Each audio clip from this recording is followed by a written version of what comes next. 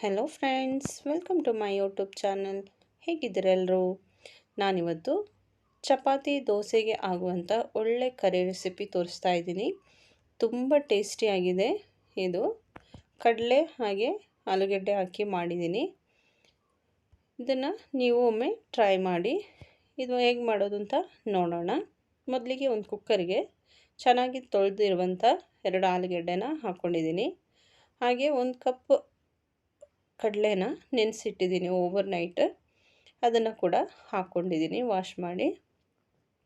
ಹಾಗೆ ಅದು ಮುಳುಗುವಷ್ಟು ನೀರು ಹಾಕ್ಕೊಂಡು ರುಚಿಗೆ ತಕ್ಕಷ್ಟು ಉಪ್ಪು ಹಾಗೆ ಅರಿಶಿನ ಹಾಕ್ಕೊಂಡಿದ್ದೀನಿ. ಇದನ್ನು ಮುಚ್ಚಳ ಮುಚ್ಚಿ ಇದು 3ರಿಂದ 4 ವಿಷಲ್ ಆಗುವವರೆಗೂ ಬೇಯಿಸ್ಕೋಬೇಕು. ಇದನ್ನು ಈಗ ಓಪನ್ ಮಾಡ್ತಾಯಿದ್ದೀನಿ. ಇದು ಬೆಂದಿದೆಯಾ ಅಂತ ಚೆನ್ನಾಗಿ ಚೆಕ್ ಮಾಡ್ಕೋಬೇಕು. ಚೆನ್ನಾಗಿ ಬೆಂದಿದೆ ನೋಡಿ, ಹಾಗೆ ಒಡೆದೋಗಿಲ್ಲ, ಚೆನ್ನಾಗಿ ಬೆಂದಿದೆ. ಹಾಗೆ ಆಲೂಗಡ್ಡೆನ ಎತ್ತಿ ಸೈಡಿಗೆ ಇಡ್ತಾಯಿದ್ದೀನಿ. ಇದರ ಸಿಪ್ಪೆ ತೆಗಿಬೇಕು. ಈಗ ಒಂದು ಬಾಣಲೆ ಇಟ್ಟಿದ್ದೀನಿ. ಅದಕ್ಕೆ 2ರಿಂದ 3 ಟೇಬಲ್ ಸ್ಪೂನಷ್ಟು ಆಯಿಲ್ ಹಾಕ್ಕೊಂಡಿದ್ದೀನಿ. ಟೀ ಸ್ಪೂನಷ್ಟು ಸಾಸಿವೆ ಹಾಕ್ಕೊಂಡಿದ್ದೀನಿ. ಒಂದು ದೊಡ್ಡ ಈರುಳ್ಳಿನ ಕಟ್ ಮಾಡಿ ಸಣ್ಣದಾಗಿ ಕಟ್ ಮಾಡಿ ಹಾಕ್ಕೊಂಡಿದ್ದೀನಿ. ಇದು ಚೆನ್ನಾಗಿ ಸಾಫ್ಟ್ ಮಾಡಬೇಕು. ಚೆನ್ನಾಗಿ ಫ್ರೈ ಮಾಡ್ಕೊಳ್ಳಿ. ಈ ರೀತಿ ಫ್ರೈ ಆದಮೇಲೆ ಇದಕ್ಕೆ ಜಿಂಜರ್ ಗಾರ್ಲಿಕ್ ಪೇಸ್ಟನ್ನು ಹಾಕ್ಕೊಳ್ತಾ ಇದ್ದೀನಿ, 1 ಟೀ ಸ್ಪೂನಷ್ಟು. ಇದು ಹಸಿ ವಾಸನೆ ಹೋಗುವವರೆಗೂ ಫ್ರೈ ಮಾಡ್ಕೋಬೇಕು. ಚೆನ್ನಾಗಿ ಫ್ರೈ ಆಗಿದೆ. ಈಗ ಒಂದು ಸಣ್ಣ ಟೊಮೆಟೊ ಹಾಕ್ಕೊಂಡಿದ್ದೀನಿ. ದೊಡ್ಡದೆಲ್ಲ ಬೇಡ, ಒಂದು ಸಣ್ಣ ಸಾಕು. ದೊಡ್ಡದಾದರೆ ಅರ್ಧ ಹಾಕ್ಕೊಂಡ್ರೆ ಆಯಿತು. ಇದು ಬೇಗ ಬೇಯೋದಕ್ಕೋಸ್ಕರ ಸ್ವಲ್ಪ ಉಪ್ಪು ಹಾಕ್ಕೊಳ್ತಾ ಇದ್ದೀನಿ. ಚೆನ್ನಾಗಿ ಫ್ರೈ ಮಾಡ್ಕೊಳ್ಳಿ. ಚೆನ್ನಾಗಿ ಸ್ಮ್ಯಾಶ್ ಮಾಡ್ಕೋಬೇಕು. ಈ ರೀತಿ ಈಗ ಆಗಿದೆ. ಇದಕ್ಕೆ ಚಿಟಿಕೆ ಅರಿಶಿಣ ಹಾಕ್ಕೊಂಡಿದ್ದೀನಿ. ಈಗ ಕೊರಿಯಾಂಡರ್ ಪೌಡ್ರ್ 1 ಟೀ ಸ್ಪೂನು ಹಾಗೆ 1 ಟೀ ಸ್ಪೂನ್ ಚಿಲ್ಲಿ ಪೌಡರ್ ಹಾಕ್ಕೊಂಡಿದ್ದೀನಿ. ಚೆನ್ನಾಗಿ ಮಿಕ್ಸ್ ಮಾಡ್ಕೋಬೇಕು. ಹಸಿ ವಾಸನೆ ಎಲ್ಲ ಹೋಗಬೇಕು, ಅಷ್ಟೊತ್ತು ಫ್ರೈ ಮಾಡಬೇಕು. ಈಗ 1 ಟೀ ಸ್ಪೂನಷ್ಟು ಗರಂ ಮಸಾಲ ಪೌಡ್ರು ಹಾಗೆ ಅರ್ಧ ಟೀ ಸ್ಪೂನಷ್ಟು ಜೀರಾ ಪೌಡ್ರ್ ಹಾಕ್ಕೊಂಡಿದ್ದೀನಿ. ಚೆನ್ನಾಗಿ ರಾ ಸ್ಮೆಲ್ ಹೋಗುವವರೆಗೂ ಫ್ರೈ ಮಾಡ್ಕೋಬೇಕು. ಆದಮೇಲೆ ಬೇಯಿಸಿಟ್ಟಿರುವಂಥ ಕಡಲೆ ನೀರು ಸಮೇತ ಹಾಕ್ಕೊಳ್ತಾ ಇದ್ದೀನಿ. ಚೆನ್ನಾಗಿ ಮಿಕ್ಸ್ ಮಾಡಿ. ಈಗ ಇದಕ್ಕೆ ಕರಿ ಲೀವ್ಸ್ ಆ್ಯಡ್ ಮಾಡಿದ್ದೀನಿ. ಈಗ ಬೇಯಿಸಿಟ್ಟಿರುವಂಥ ಆಲೂಗಡ್ಡೆನ ಹಾಗೆ ಪುಡಿ ಮಾಡಿ ಹಾಕ್ತಾಯಿದ್ದೀನಿ. ಪೂರ್ತಿಯಾಗಿ ಸ್ಮ್ಯಾಶ್ ಮಾಡೋದು ಬೇಡ, ಹಂಗೆ ಗಂಟು ಸಿಗೋಂಗೆ ಪುಡಿ ಮಾಡಿ ಹಾಕ್ಕೋಬೇಕು.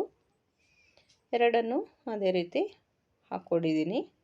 ಇದು ತಿಕ್ನೆಸ್ ಜಾಸ್ತಿ ಆಗೋದಕ್ಕೋಸ್ಕರ, ಹಾಗೆ ಟೇಸ್ಟ್ ಕೂಡ ಚೆನ್ನಾಗಿರುತ್ತೆ. ಮಕ್ಕಳಿಗೆ ಆಲೂಗಡ್ಡೆ ಕಡಲೆ ಎಲ್ಲ ಅಂದರೆ ತುಂಬ ಇಷ್ಟ ಅಲ್ವಾ, ಅದಕ್ಕೋಸ್ಕರ ಹಾಕ್ಕೊಂಡಿದ್ದೀನಿ ನಾನು.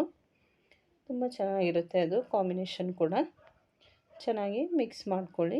ಈ ರೀತಿ ಚೆನ್ನಾಗಿ ಕುದಿಯೋಕ್ಕೆ ಬಿಡಬೇಕು.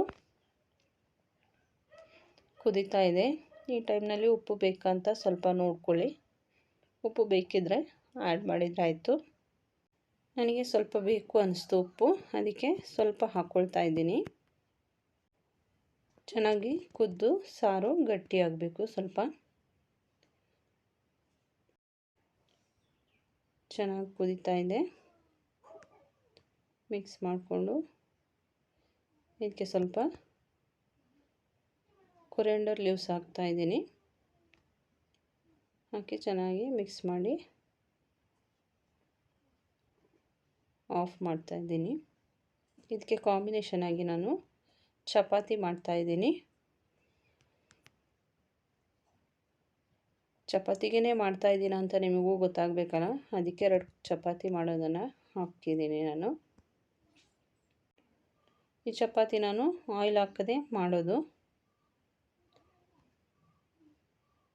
ಕಲಿಸುವಾಗ ಮಾತ್ರ 1 ಟೇಬಲ್ ಸ್ಪೂನಷ್ಟು ಆಯಿಲ್ ಹಾಕ್ಕೊಳ್ತೀನಿ. ಫ್ರೈ ಮಾಡುವಾಗ ಹಾಕ್ಕೊಳ್ಳೋದಿಲ್ಲ. ಡ್ರೈ ಚಪಾತಿ.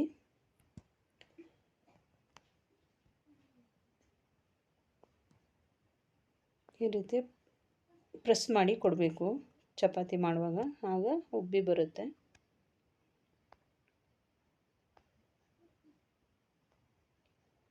ಎಲ್ಲ ಕಡೆನೂ ಪ್ರೆಸ್ ಮಾಡಿ ಕೊಟ್ಟರೆ ಬಿಸಿಗೆ ಚೆನ್ನಾಗಿ ಬೇಯುತ್ತೆ ಕೂಡ.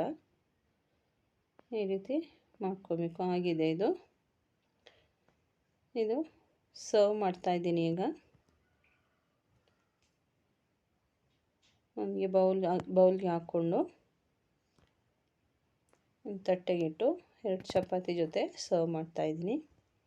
ವಿಡಿಯೋ ಇಷ್ಟ ಆದರೆ ಲೈಕ್, ಶೇರ್, ಕಮೆಂಟ್ ಮಾಡಿ. ಹಾಗೆ ಇದುವರೆಗೆ ನನ್ನ ಚಾನಲ್ ಸಬ್ಸ್ಕ್ರೈಬ್ ಮಾಡದೆ ನೋಡ್ತಾ ಇದ್ದರೆ ಸಬ್ಸ್ಕ್ರೈಬ್ ಮಾಡಿ, ನನಗೆ ಸಪೋರ್ಟ್ ಮಾಡಿ. Thank you for watching. Take care. Bye bye. See you in next video.